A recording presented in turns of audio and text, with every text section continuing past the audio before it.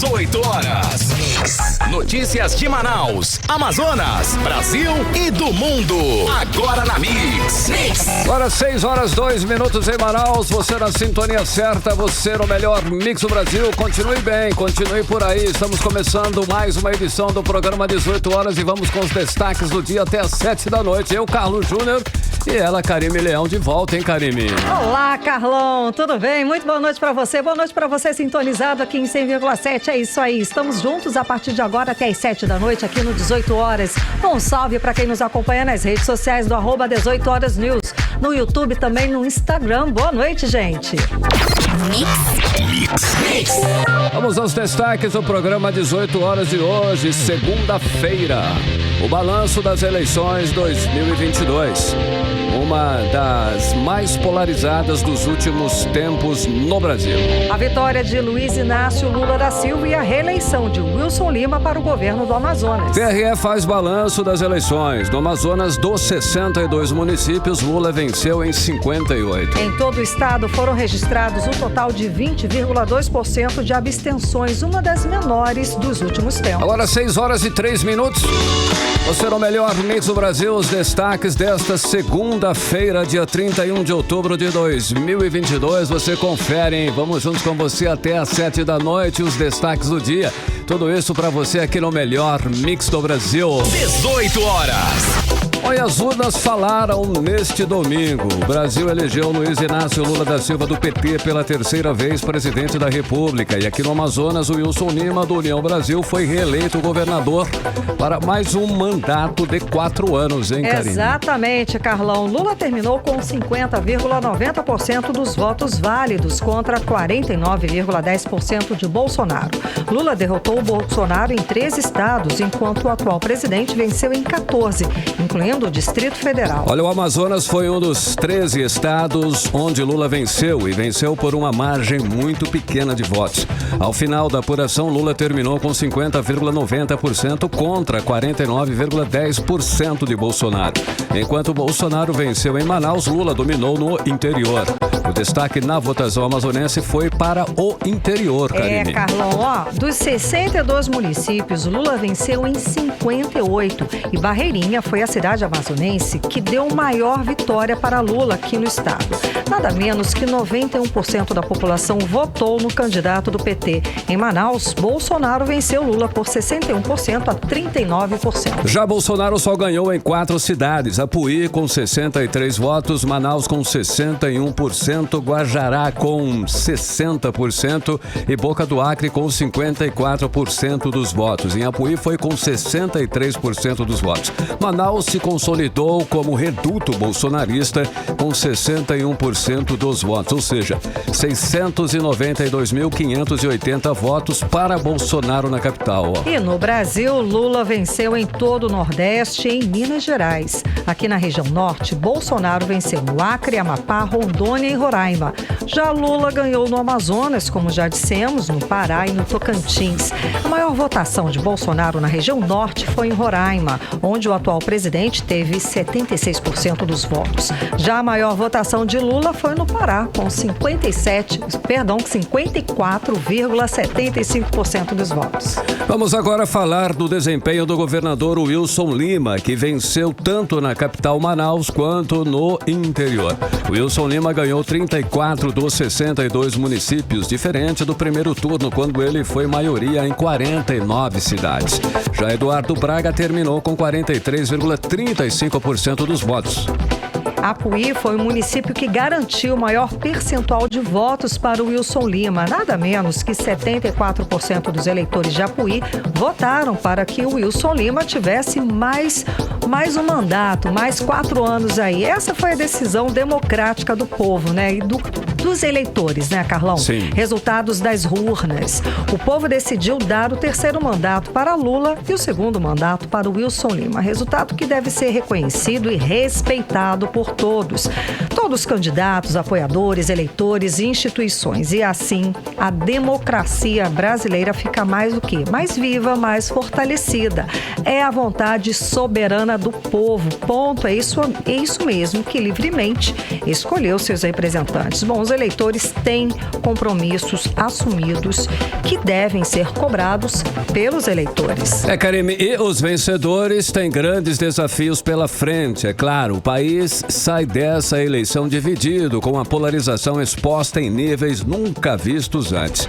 Temos uma economia ainda bem fragilizada, as contas públicas deficitárias e uma grande parte da população continua sem emprego, sem renda, endividada e com poucas perspectivas, hein, Karime? Pois é, de novo, os eleitos têm compromissos assumidos e devem ser cobrados por nós, eleitores. Bom, Carlão, o maior desafio do presidente eleito é o quê? Acho que é unir aí o país, fortalecer a democracia, as instituições e recolocar o Brasil nos trilhos do desenvolvimento, derrubando os índices de inflação, as taxas de juros, o índice de desemprego e colocar comida na mesa dos mais necessitados. Não é nada fácil. Bom, tem que romper com o isolamento político internacional e ampliar as relações políticas e comerciais com o mundo. Karime, e no aspecto regional, o presidente eleito tem que olhar com mais carinho para a Amazônia, investir pesado em infraestrutura, especialmente aqui no estado do Amazonas.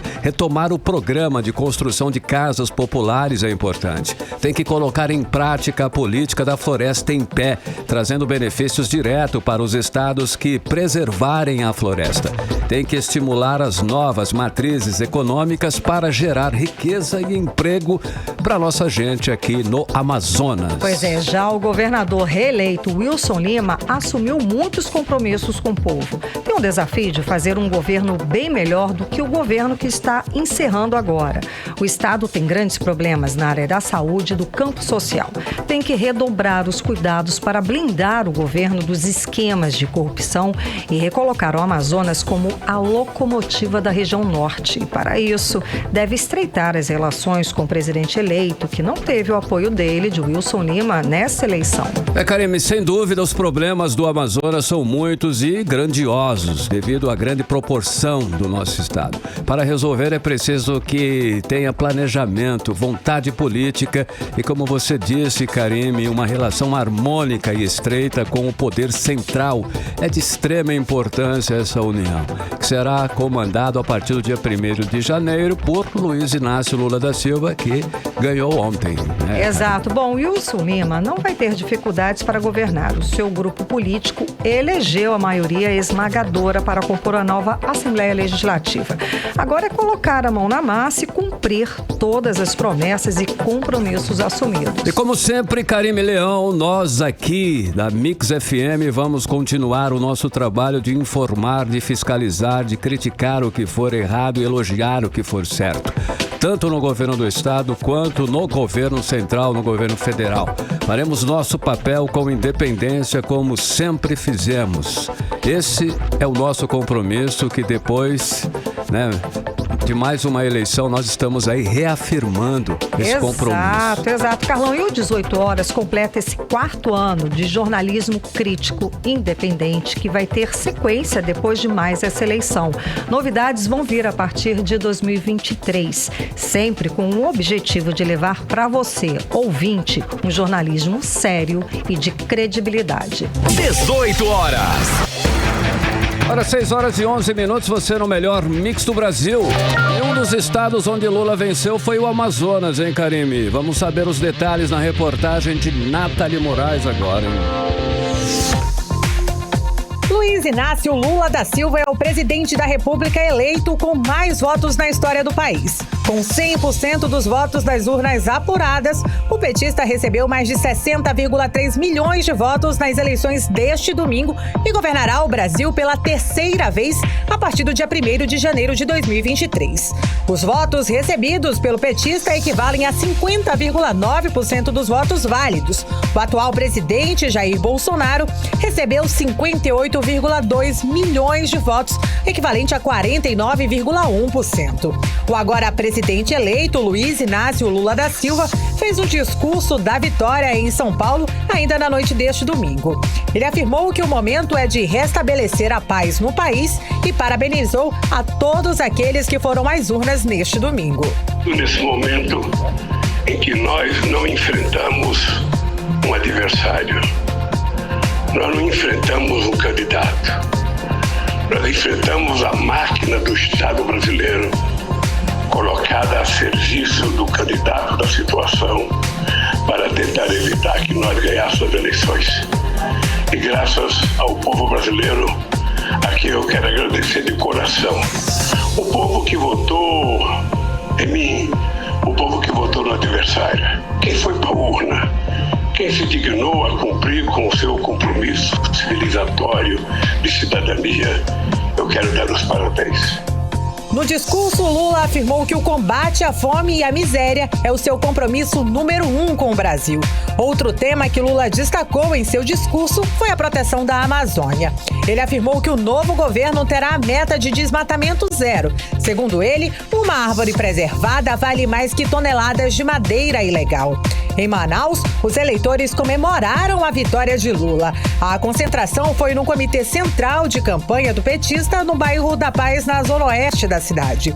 Após a confirmação da vitória, os eleitores começaram a festa. Muitos carregavam bandeiras e gritavam palavras de ordem e apoio ao presidente eleito, que também venceu aqui no Amazonas após uma virada contra Jair Bolsonaro. Aqui no estado, Lula venceu em 58 cidades e com 99,96% das urnas apuradas, concentrou 51,9% dos votos válidos dos amazonenses. Já o candidato derrotado, Jair Bolsonaro, teve 48,91% dos votos. Nathalie Moraes para o 18 horas. Você está ouvindo 18 horas. E depois de um governo conturbado, Wilson Lima conseguiu se reeleger. Vamos aos detalhes com a repórter Odinea Araújo. Do total de 2.600.000 eleitores do Amazonas, 3,53% preferiram votar em branco e 7,65% anularam o voto para não escolher entre Eduardo Braga e Wilson Lima. Já entre os votos válidos, o governador Wilson Lima do União Brasil foi reeleito com 57% dos votos contra 43% de Eduardo Braga. O Wilson Lima se reelegeu pela coligação Aqui é Trabalho e teve como vice Tadeu de Souza, do Avante. Após o resultado das urnas, Wilson Lima concedeu entrevista coletiva à imprensa e destacou que nesse novo mandato vai trabalhar com duas metas principais nas áreas social e de geração de renda. Nós formatamos um projeto para o estado do Amazonas, um projeto a médio e longo prazo, que tem duas metas importantes e elas se tornaram ainda mais importantes com a pandemia. Uma das metas é trabalhar no social, e aí a gente tem o nosso auxílio estadual permanente, os nossos restaurantes pratos cheios, a gente vai abrir mais 41 restaurantes populares. A outra meta é a geração de emprego e renda. O fato de empresas estarem ampliando os seus empreendimentos e outras empresas estarem vindo para o estado do Amazonas é por conta desse ambiente que a gente tem criado para que as empresas venham para cá e, consequentemente, gerem emprego e renda. O governador reeleito, que é apoiador do presidente Jair Bolsonaro, disse que vai continuar apoiando Bolsonaro até o fim, mas que vai conversar com o presidente eleito, Luiz Inácio Lula da Silva. O Wilson Miranda Lima tem 46 anos, é casado e nasceu na cidade de Santarém, no Pará. Já o senador Eduardo Braga também agradeceu aos eleitores pelos votos recebidos e, ao lado de sua vice Anne Moura e a aliada Carol Braz, parabenizou Wilson Lima pela vitória. Eu quero começar agradecendo a Deus pela belíssima campanha que fizemos tanto no primeiro quanto no segundo turno. Quero agradecer também aos amazonenses que nos deram, tanto no primeiro turno quanto no segundo turno, voto de confiança, de esperança e voto pela mudança no estado do Amazonas. Mas eu quero agradecer a companheira Anne, que desde o primeiro turno está conosco nessa caminhada. Por fim, quero cumprimentar o Wilson Lima e quero pedir a Deus que abençoe grandiosamente o Amazonas e parabenizar o presidente Lula e desejar a ele sabedoria para tirar o Brasil da crise e trazer para o Brasil paz, pacificar o país. No total, o Wilson Lima foi reeleito com mais de 960 mil votos, enquanto Eduardo Braga obteve mais de 730 mil votos. Odinea Araújo para o 18 horas. Você está ouvindo 18 horas. Agora em Manaus, 6 horas e 17 minutos. Você segue aqui em 100,7 no programa 18 horas até às 7 da noite. Vamos para Brasília? Vamos conversar com o nosso correspondente, o jornalista Carlos Eduardo Matos. Cadu, boa noite, Cadu. Bom, depois da festa da vitória de Lula, começam os preparativos para a transição de governo, que pelo visto não vai ser nada fácil, não é? Conta pra gente os detalhes, Cadu. Boa noite pra você. Boa noite, Karime. Bem-vinda de volta, Karime. Seja bem-vinda de volta. Melhoras pra você, que você sempre se recupere cada vez mais, cada dia mais, e volte com toda a força total, que eu já vi que você tá com força total aí hoje, né? Sim, muita saudade. Boa noite, Carlão. Valeu, querido. E aí? É isso aí, dá pra ver, dá pra sentir daqui. Que bom. Boa noite, Carlão. Boa noite, ouvintes do programa 18 horas. Olha, Karime, respondendo sua pergunta, até agora, só o coordenador político da campanha do presidente Bolsonaro, o senador Flávio Bolsonaro, se pronunciou nas redes sociais agradecendo pelos votos, pedindo que os apoiadores ergam a cabeça e não desistam do Brasil. O vice-presidente Hamilton Mourão também se pronunciou, mas mandando mensagem ao vice Geraldo Alckmin. Já o presidente Bolsonaro, esse não deu as caras. Praticamente um dia depois das eleições, Bolsonaro ainda não fez o pronunciamento público, nem parabenizando o adversário pela vitória, nem desejando boa sorte na sua gestão, enfim, que é uma postura que deixa dúvidas, né, Karime? Porque a gente não sabe se ele aceitou ou não o resultado das urnas. Isso é muito perigoso porque pode mobilizar, já está mobilizando, aliás, os seus apoiadores. Apesar do silêncio no Palácio do Planalto, Karime, hoje foi dia de muita movimentação nos bastidores, porque há uma queda de braço entre a ala ideológica, porque defende aí um posicionamento mais republicano, digamos assim, de Jair Bolsonaro, e a ala ideológica, que orienta o presidente a só se pronunciar quando tiver nas mãos dele aquele relatório de fiscalização das urnas feita pelos militares. A ala política defende um processo harmonioso de transição. A ala ideológica defende que o governo não ajude o PT com a transição. Então, por enquanto, o impasse continua e nada foi decidido. O dia encerrou, então pode ser que amanhã a gente perceba algo, aconteça algo de fato nessa parte de transição. De qualquer forma, é um processo que já está em andamento, Karime. Dentro do PT, os coordenadores da transição deverão ser o vice Geraldo Alckmin e o coordenador da campanha, o ex-ministro Aloysio Mercadante. É uma possibilidade, viu? O anúncio da equipe de transição deve ser feito amanhã pela Executiva Nacional do PT. E o Tribunal de Contas da União já anunciou que vai fiscalizar a transição de governo devido a essa suposta hostilidade, esse silêncio que transparece uma certa hostilidade por parte do governo federal. Agora, falando sobre a votação de ontem, né, Karime? A mais disputada da história, como disse a Nathalie. Apesar da derrota, Bolsonaro teve uma performance muito boa. Ele conseguiu escalar aquela montanha dos 6 milhões de votos do primeiro turno, mas por muito pouco ele não conseguiu virar o jogo e garantir a reeleição. O resultado das urnas foi o retrato da polarização política do nosso país, né, que a gente vem falando sempre aqui. E a abstenção, né, foi imensa. 32 milhões e 200 mil eleitores não compareceram, apesar de ter sido um índice menor, né, isso corresponde a 20,59% do eleitorado brasileiro. Reforçando aqui o discurso que já foi falado pela Nathalie, mas o discurso do presidente eleito Lula, ele falou aí por 25 minutos num tom de conciliação, pedindo a união dos brasileiros no combate à fome e à miséria para fortalecer também a economia. Então vamos ouvir um trecho da fala dele, pedindo o fim da divisão política que marcou o país nos últimos 4 anos. Vamos ouvir. A partir de 1º de janeiro de 2023, vou governar para 215 milhões de brasileiros e brasileiras, e não apenas para aqueles que votaram em mim. Não existe 2 Brasis.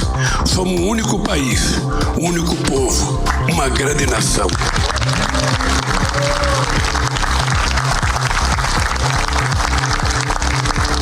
Não interessa a ninguém viver numa família onde reina a discórdia. É hora de reunir de novo as famílias, refazer os laços de amizade rompidos pela propagação criminosa do ódio. A ninguém, interessa viver num país dividido e permanente estado de guerra. Este país precisa de paz e de união. Esse povo não quer mais brigar. Esse povo está cansado de enxergar no outro inimigo e ser temido ou destruído. É hora de baixar as armas que jamais deveriam ter sido empunhadas. Armas matam e nós escolhemos a vida. 18 horas. A gente acompanhou o trecho do discurso em tom conciliador mesmo, né, Cadu, do presidente eleito Luiz Inácio Lula da Silva. Foi um tom simpático, falou bem, falou fácil, né? Acho que as pessoas estavam querendo ouvir naquele momento. Isso mesmo, Karime. As pessoas esperavam ouvir esse discurso. A gente sabe que em 2018, a primeira fala do presidente Bolsonaro que a bandeira do Brasil jamais será vermelha. Então, logo a primeira fala dele dividiu o país. Então, agora na eleição do ex-presidente Lula, que agora é eleito, não vai ser presidente da República, ele já fala em conciliação de unir o país num só propósito, de combater a fome, de combater a miséria, que são problemas sociais graves que vêm sendo escondidos pelo governo federal. Então, importante, por isso que eu frisei esse ponto de conciliação, de união, que já não dá mais para dividir o Brasil. Não precisamos mais disso. Ninguém vai mais mobilizar o país em torno dessa divisão entre direita e esquerda. Não precisamos mais. O momento agora é de união. Volto com vocês, Karine e Carlão. Ei, Cadu, olha só, você até já comentou aí sobre a transição, já deu uma introdução nesse assunto e com relação à equipe ministerial do governo Lula, já começam aí a ser ventilados os nomes, né? São várias apostas aí, inclusive dá até pra fazer um bolão aí, apostar, né? Fazer uma fezinha, né, Cadu? Conta pra gente aí, como é que tá essa situação? É muita gente, cara. Já tem muita gente já. O homem já foi eleito e já tem fila, já se escalando para compor a equipe ministerial. Agora, nesse quesito, vamos só falar alguns pontos aí, Carlão. Por exemplo, a senadora Simone Tebet é cotada aí, ou para o Ministério da Educação, ou para o Ministério da Agricultura. O Ministério do Meio Ambiente deve ficar com o senador Randolph Rodrigues ou com Marina Silva. O Ministério da Fazenda deve ficar ou com Fernando Haddad, que perdeu a eleição em São Paulo, ou com Henrique Meirelles, que fez parte da equipe do governo de Michel Temer e é o autor da questão do projeto do teto de gastos. E para o Ministério da Saúde, o nome mais forte por enquanto é do deputado Alexandre Padilha, que já foi ministro da Saúde. Agora, durante a campanha, Karime e Carlão, Lula disse que iria criar outros ministérios, além desses que já existem, né? Como o Ministério dos Povos Originários, por exemplo, que vai tratar das questões indígenas, quilombolas, entre outras etnias, entre outros grupos que são chamados grupos culturais originários. Para essa pasta, tem um amazonense sendo cotado, é o senador Omar Aziz. O nome dele foi citado nos grupos que estão trabalhando na composição da equipe ministerial. A informação de bastidor é que o governo Lula aí, ele deve criar aí 33 ministérios, Carlão, 10 a mais em relação ao atual governo. Ele já falou durante a campanha que queria criar o Ministério da Cultura, da Segurança Pública, dos povos originários, como eu falei, da Indústria e Comércio, da Mulher, entre outras pastas. Mas vamos aguardar, porque vai ter muita pressão por aí, porque existe uma parte da sociedade, diversos setores da sociedade que estão muito atentos aí para a questão do inchamento da máquina pública, que é uma característica do PT, do antigo governo. Então vamos aguardar, porque deve haver uma certa moderação e muitos nomes vão ficar de fora.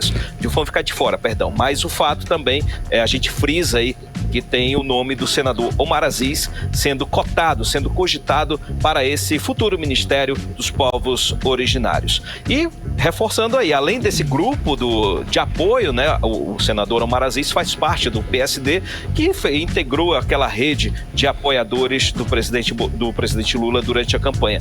Mas tem partidos da base do governo já sinalizando aproximação, viu, Carlão? Tá rápido o negócio. Cadu. Como o Republicanos... Cadu, agora a gente está com a participação do nosso editor-chefe aqui do 18 Horas, o jornalista Paulo Castro, que vai fazer essa participação especial com a gente, analisando esses resultados e já prevendo, né, como é que vai ficar essa movimentação aí em Brasília. Vamos lá, Paulo Castro, e aí? Boa noite, Karime, Carlão, Cadu, ouvinte da Mix. Então, além do nome de Omar Aziz, do senador Omar Aziz, estão sendo cogitados também o nome do senador Eduardo Braga e do atual deputado federal, que não foi eleito, Marcelo Ramos. Esses dois também estão sendo cotados para formar uma possível equipe no primeiro e no segundo escalão.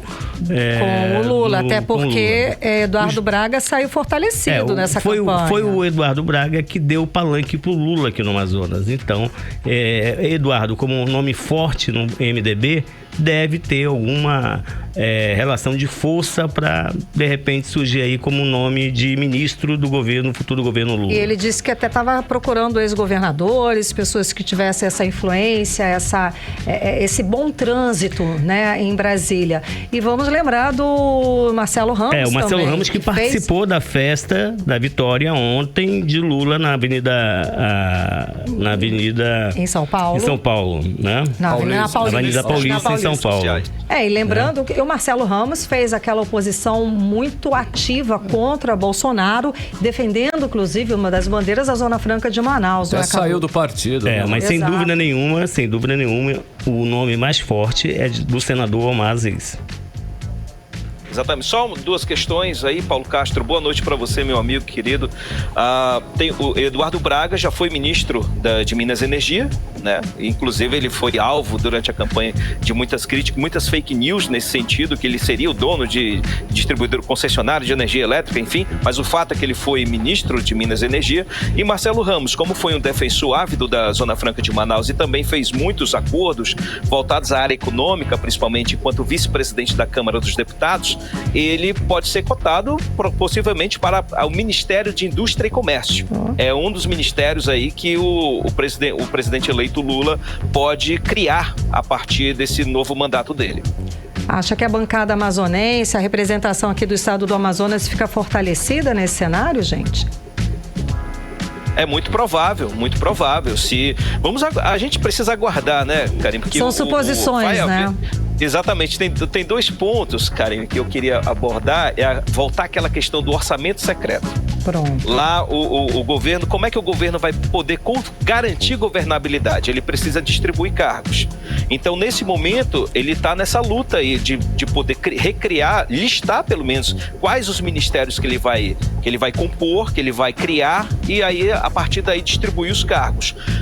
Distribuindo esses cargos, alimentando, digamos assim, os partidos, ele vai poder ter condições de chegar a um acordo e acabar com o orçamento secreto, que é um meio de chantagem, até inclusive que os partidos centrão vão fazer contra o presidente Lula nessa disputa aí para governar. A gente sabe que o governo Bolsonaro o presidente Bolsonaro foi uma espécie de primeiro-ministro, mas quem governou mesmo foi o parlamento, usando aí esse poder econômico, esse poder financeiro do orçamento secreto. Então a gente, primeiro, vamos tentar avaliar essa situação, como é que vai ficar, como é que Lula vai decidir, estudar, vai manusear esse jogo político aí junto com os partidos. Ele precisa colocar o pessoal dele, os seus aliados e também aqueles que eu falei, os partidos aí da oposição, partidos da ala do governo que já sinalizaram ali que estão aparecendo, que já deram aquele oi sumido, né, para o presidente Lula. E falar em sumido, o Bolsonaro está sumido, né? Mas vale destacar que tem um detalhe importante para a gente compreender esse comportamento do Bolsonaro. Essa é a primeira derrota eleitoral de Bolsonaro na vida política dele, né? Ele foi eleito vereador, 6 vezes deputado federal, presidente da República e agora não foi eleito nessa reeleição. Né?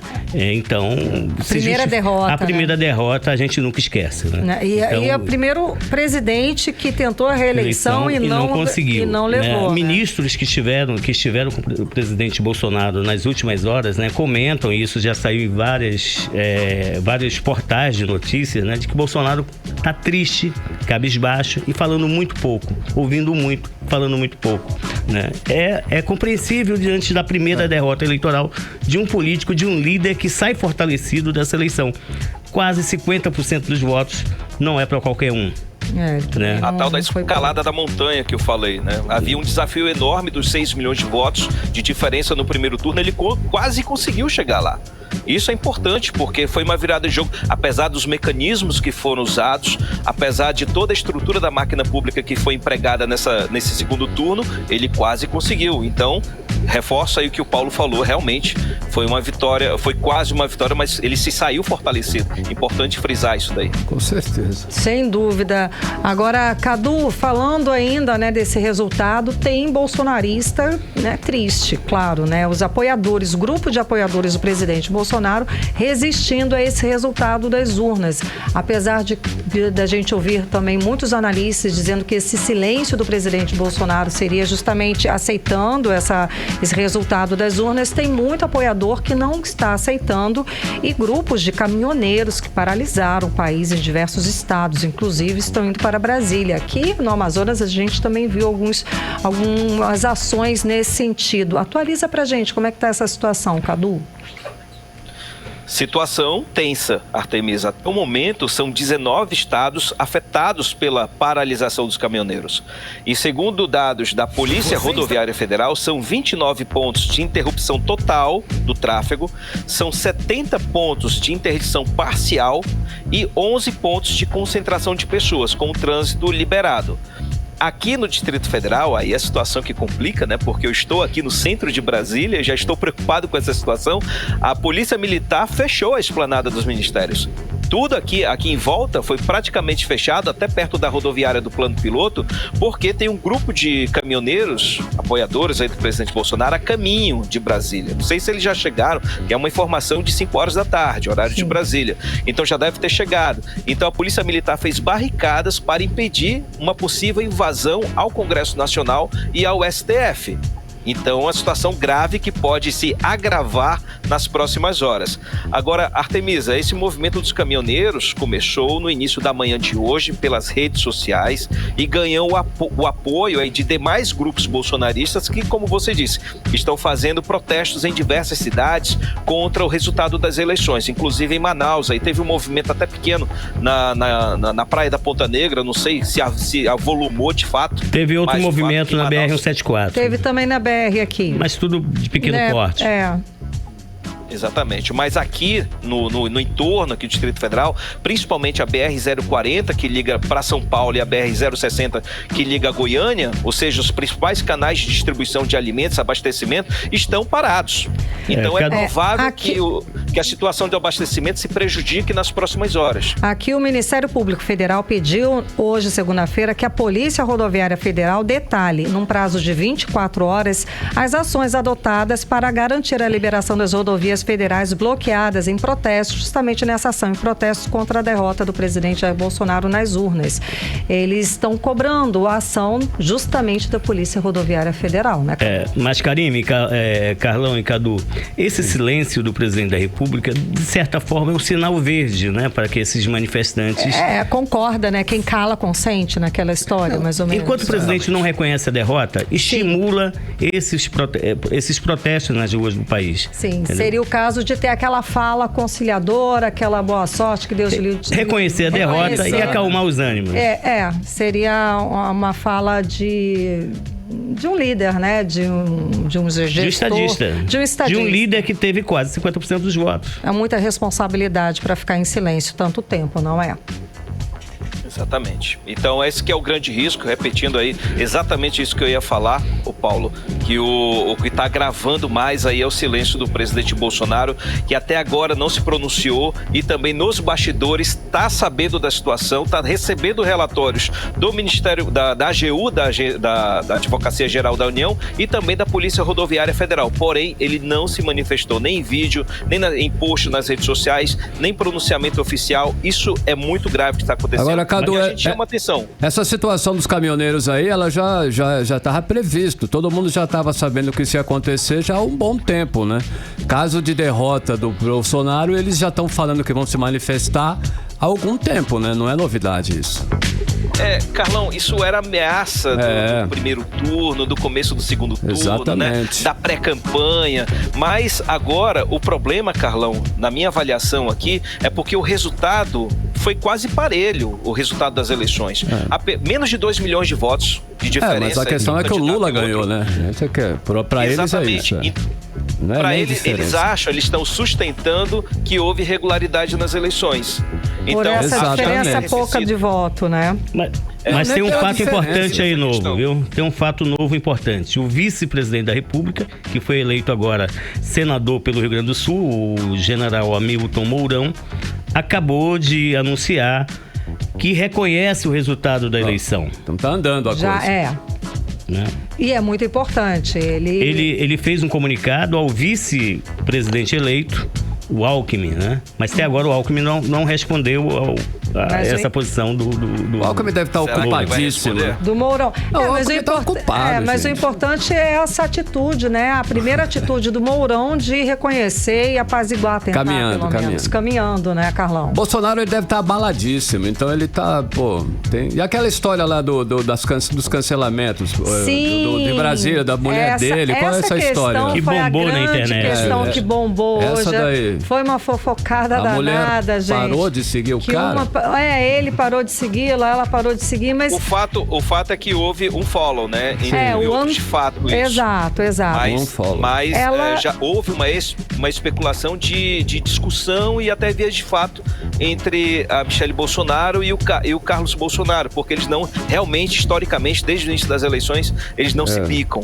Disseram que houve vias de fato e tal, mas são especulações. Mas o fato muito bastidor isso. Que um deixou de seguir o outro. Agora ela foi às redes sociais e esclareceu, ela emitiu uma nota, né? Sim. Esclarecendo a matéria, entre aspas, né, gente? Ela postou. Esclarecendo a matéria de hoje sobre meu marido ter deixado de me seguir em seu Instagram, conforme Jair explicou em várias lives, quem administra essa rede não é ele. Eu e meu esposo, Michele Bolsonaro e Jair Bolsonaro, seguimos firmes, unidos, crendo em Deus e crendo no melhor para o Brasil. Estaremos sempre juntos, nos amando na alegria e na tristeza. Que Deus abençoe a nossa amada nação. Ela postou no Instagram dela, né? Agora há pouco. Não, até uma forma de reconhecer, né? Alguma coisa. Não desmentiu o desentendimento com o filho do presidente. E a gente segue tricotando, então, nessa situação. Bom, Cadu, muitíssimo obrigada pelas informações. Valeu, gente. Valeu abraço, pelo bate-papo. Valeu, Paulo. Um abraço, querido. Obrigado por ter participado. Um abraço, Carinho. Um abraço, Carlão. Valeu. Até amanhã, gente. Tchau, Cadu. Obrigada pelas informações. Boa noite, bom trabalho. Valeu, Cadu. 6h39. Você no melhor Mix do Brasil. 18 horas. Daqui a pouco aqui no 18 horas, balanço do TRE das eleições do Amazonas. Em todo o estado foram registrados o total de 20,2% de abstenções nas urnas. É o nosso assunto daqui a pouco. 6h40. Você no melhor Mix do Brasil. Os destaques desta segunda-feira, você conferindo por aqui em mais uma edição do programa 18 horas. E agora nós vamos conferir a previsão do tempo e temperatura para amanhã. Amanhã é terça-feira. Tempo e temperatura, Karime Leão. Previsão do tempo. Segundo informações do Climatempo, dia 1º de novembro deve ser de chuva durante todo o dia. A mínima prevista é de 22 graus, a máxima não deve passar dos 28 graus. As chances de chuva são de 90%, a umidade relativa do ar fica entre 64% e 96%. Olha, o nível do Rio Negro em Manaus parou de descer na última sexta-feira e ainda, segundo dados do Porto de Manaus, já subiu 10 centímetros até esta segunda-feira.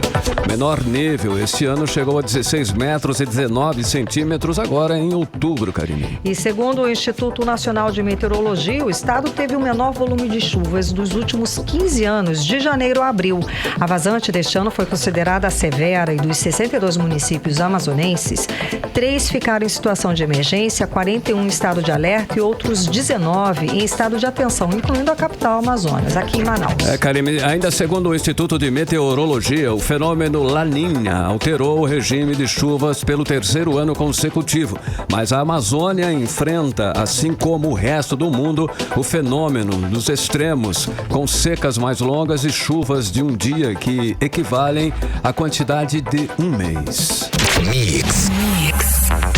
Olha, e seguimos falando sobre as eleições 2022. O Tribunal Regional Eleitoral do Amazonas realizou uma coletiva de imprensa após o encerramento da votação neste domingo, divulgando inclusive um balanço dos resultados do segundo turno das eleições aqui no estado do Amazonas, Karime. E no total foram registrados 20,2% de abstenções nas urnas. Segundo o presidente do Tribunal Regional Eleitoral aqui do estado, o desembargador Jorge Lins, as eleições, foi considerada positiva e ocorreu dentro da normalidade. 194 contingências em urnas foram registradas, 59 urnas precisaram ser substituídas, como explica a repórter Nathalie Moraes.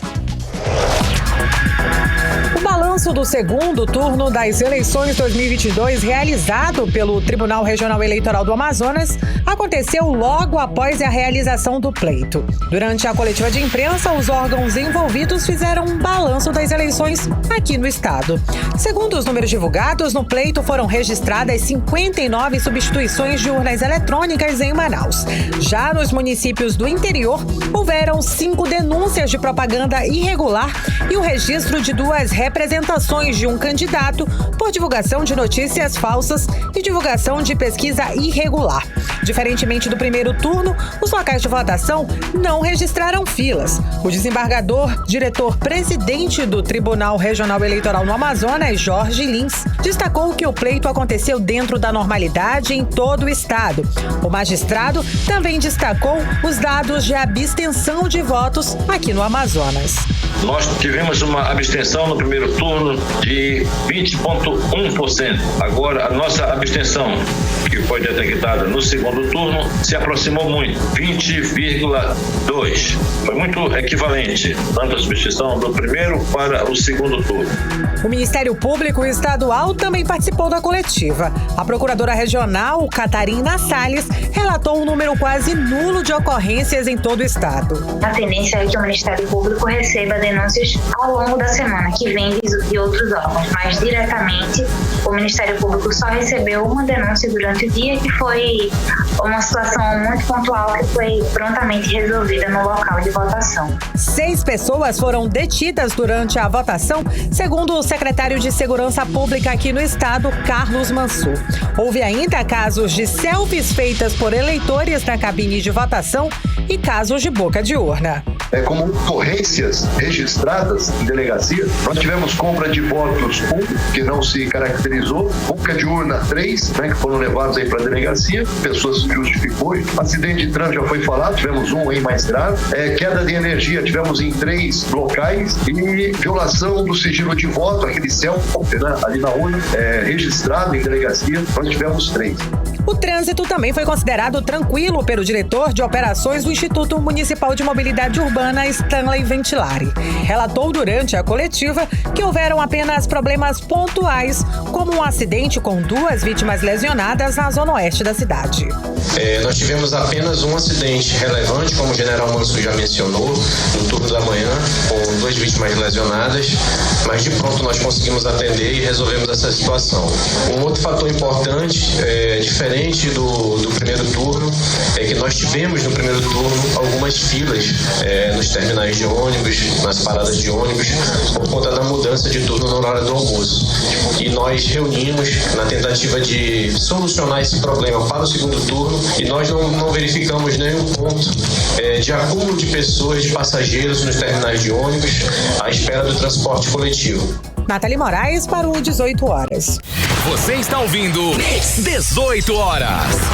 Olha só, e nesse domingo a nossa equipe de reportagem viu a grande participação dos idosos nas eleições, nas sessões eleitorais para escolher o governador do Amazonas e o presidente da República, hein, Carinha? Participação, Carlão, idoso. Exato, porque, bacana. Olha só, segundo o Tribunal Superior Eleitoral, os idosos a partir dos 70 anos aqui no Amazonas já chegam a quase 368 mil pessoas, ou seja, é um pessoal que não tem obrigatoriedade, não precisam mais ter que votar, mas foram lá, compareceram nessas eleições, felizes da vida, e quem acompanhou todo esse processo foi o nosso repórter Hector Silva. Vamos ver. A não obrigatoriedade para idosos com mais de 70 anos votarem não foi uma desculpa para aposentados que fizeram questão de comparecer às urnas eletrônicas no Amazonas neste domingo e depositar seus votos. Segundo dados do TSE, Tribunal Superior Eleitoral, 367.933 dos eleitores do Amazonas são pessoas com mais de 70 anos de idade. Uma dessas pessoas é Antônio Alves, de 73 anos, que compareceu a uma sessão eleitoral no último domingo para exercer sua cidadania. Votar é uma coisa consciente, né? Eu tenho que contribuir para o Brasil, para o avanço, pelo que vem por aí, né? É muito importante isso. A parcela de eleitores no Amazonas acima de 70 anos cresceu desde as eleições de 2018. Há 4 anos atrás, 299.009 idosos acima de 70 anos estavam aptos a votar, um crescimento de 23,05%. Maria Luísa de Melo tem 78 anos. Há 8 anos, ela não é mais obrigada a votar. Ainda assim, ela fez questão de ir votar neste domingo. É um direito e um dever. É um dever e um direito. Segundo, se eu tendo idade, eu vou daqui a pouco me embora. Mas eu tenho a minha prole, a minha família, meus filhos, meus netos, meus bisnetos. Então eu tenho que defender. Eu tenho que garantir a eles agora uma vida democrática, entendeu? A defesa da minha pátria, do território onde eu piso e de onde eu sobrevivo. Então é importante, não para mim, até porque eu estou em final de vida, já estou até aposentada, mas eu tenho a minha família.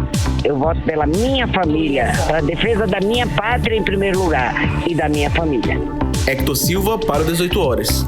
Você está ouvindo 18 horas. Tudo bem, Karime, é de extrema importância realmente essa participação de todos. É uma consciência de cidadania legal. Maravilhosa que Parabéns. a dona Maria Luísa acabou de falar, que a gente acabou de acompanhar, né? Essa preocupação com a prole, como ela falou, com os filhos, com os netos, quem vai ficar, aquela preocupação e mais o posicionamento do cidadão de participar e procurar escolher o que ele acredita ser o melhor candidato, a melhor proposta para seus filhos, os netos e por aí vai. Poxa, é interessante. Fantástico. É a sensação do dever cumprido, né, Karime Leão? Inclusive de você também estar participando, porque você não está de fora, você está vendo ali aquela luta, aquele dia a dia, aquele corre-corre. De todo mundo e que você... Exato. Os comentários, você tem que estar inserido, não é só porque você está. Exato, é o peso da responsabilidade de cidadã, né? Perfeito. Acho que todos nós deveríamos ir votar pensando nisso, com esse peso dessa responsabilidade de cidadania, pensando no melhor para o país. Arrasou. 6h49, você no melhor mix do Brasil. Mix.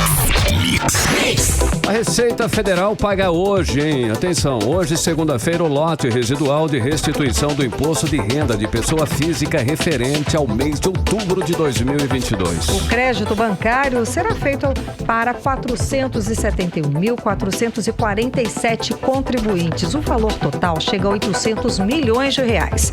Os lotes residuais são de contribuintes que caíram na malha fina e regularizaram as pendências. O pagamento de restituição é realizado diretamente na conta bancária que foi informada na declaração do imposto. 18 horas. Agora são 6h50 em Manaus, você conferindo aí os destaques desta segunda-feira em mais uma edição do programa 18 horas e tudo isso aqui no melhor mix do Brasil. Agora nós vamos conferir a previsão do tempo, é tempo e temperatura para hoje, segunda-feira, esta noite, tempo e temperatura com Karime Leão. Previsão do tempo. Não há previsão de chuva para esta noite, segundo informações do Clima Tempo. A mínima prevista é de 25 graus, a máxima pode chegar a 34 graus. As chances de chuva são de 67% e a umidade relativa do ar fica entre 50% e 85%.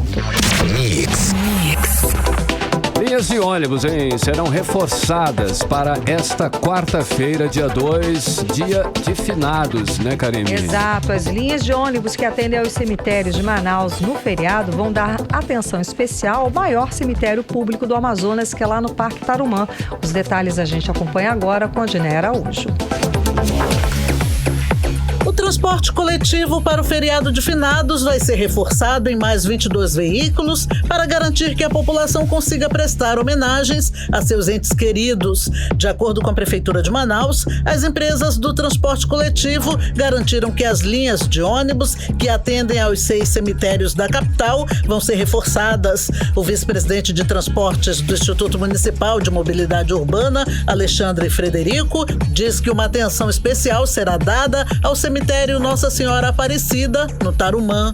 A Prefeitura de Manaus, através do Instituto de Mobilidade Urbana, fez uma programação para atender a todos os usuários do transporte coletivo urbano de Manaus que queiram se dirigir aos cemitérios para prestar suas homenagens aos seus familiares e entes queridos.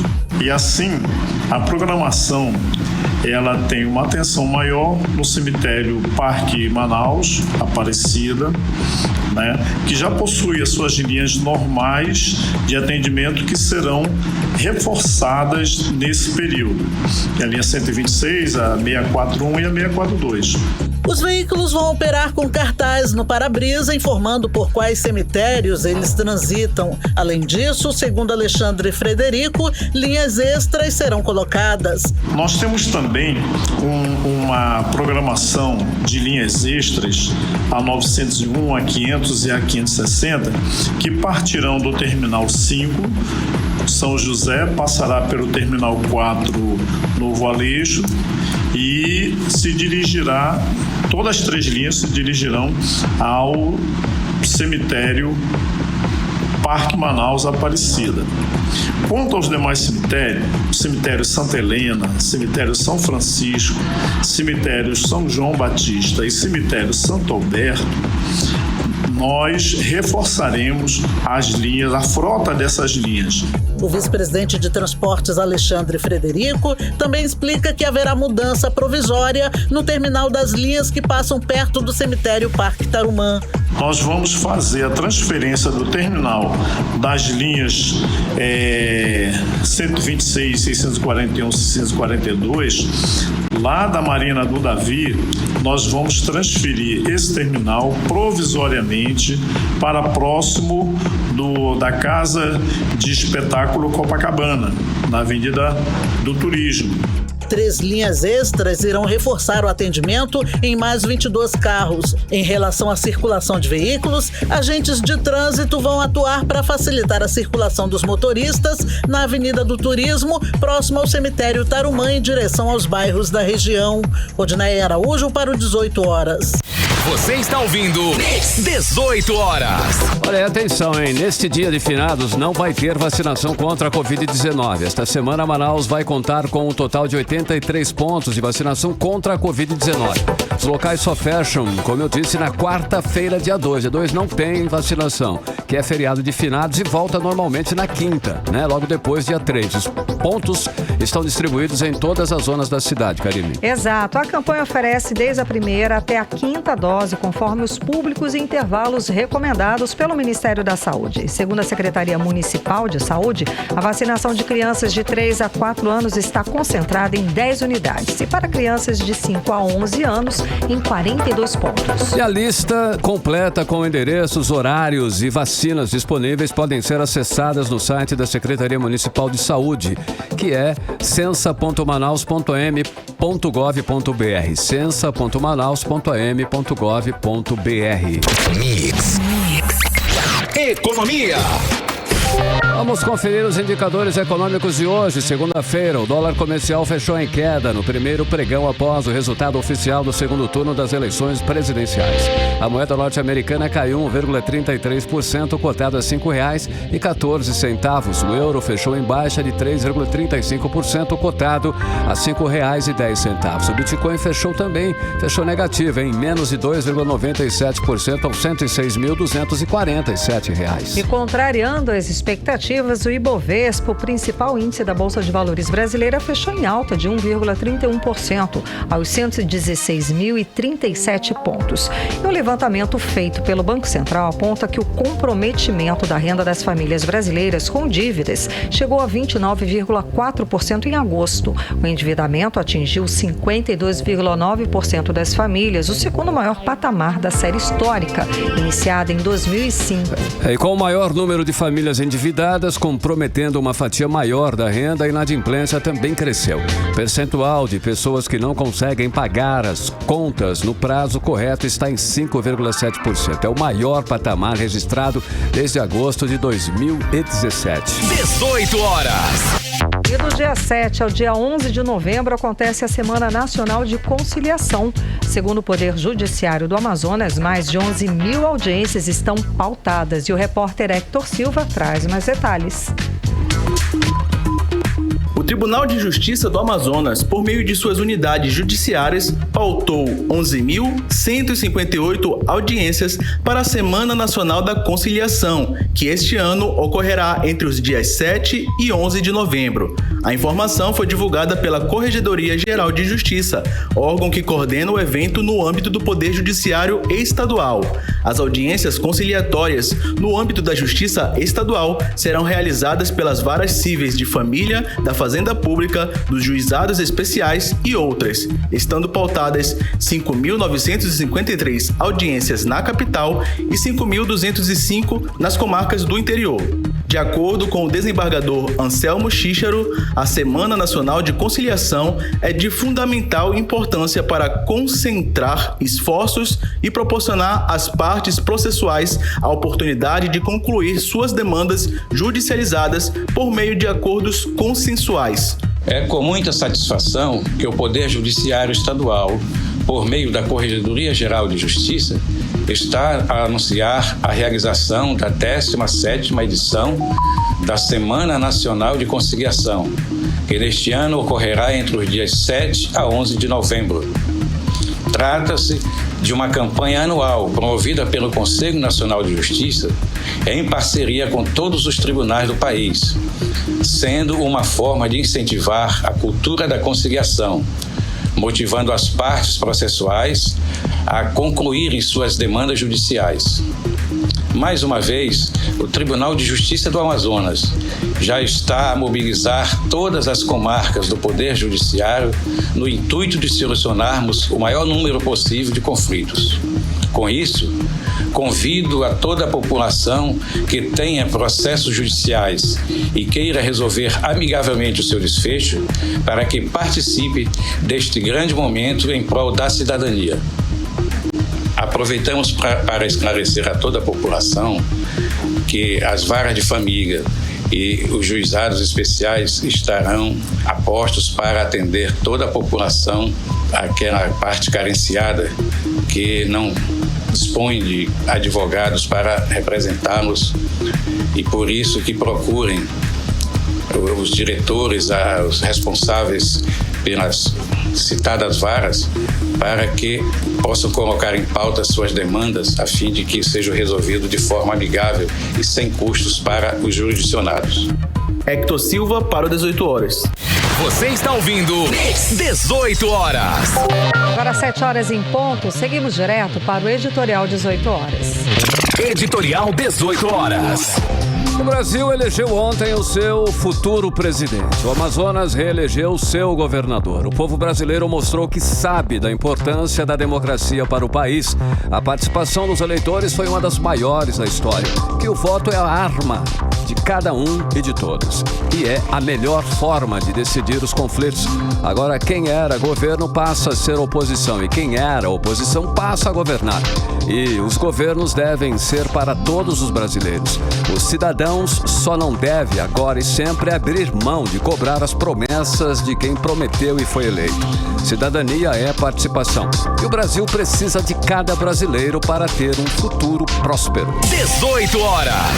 7-1, Karime Leão, boa noite. Boa noite, obrigada pela companhia. Até amanhã, um beijo. Até amanhã, continue bem, continue em 100,7. Você ouviu 18 horas. As notícias do Brasil e do mundo. De volta amanhã.